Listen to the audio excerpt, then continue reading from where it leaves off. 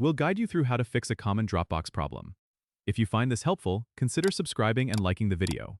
First, open your Dropbox on the desktop by going to the Dropbox website and signing into your account. Once you're in, navigate to the top right corner and click on your profile picture to access the drop-down menu. From there, select the option labeled Settings. This will take you to a new page where you can adjust various account settings. Look for the Connected Apps tab, which is usually located at the top of the settings page. Click on it to see all the apps currently linked to your Dropbox. If you're experiencing syncing issues, it might be due to an app conflict. Review the list and disconnect any apps you no longer use or recognize. You can do this by clicking on the X or Remove button next to each app. After you've cleaned up your connected apps, go back to the General tab in the settings. Scroll down until you find the Sync settings.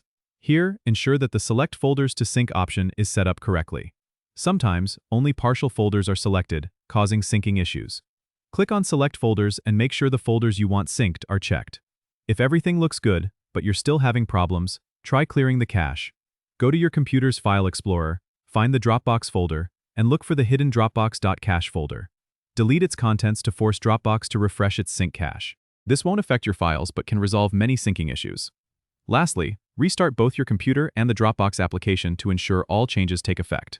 This simple restart can often be the trick to get everything working smoothly again.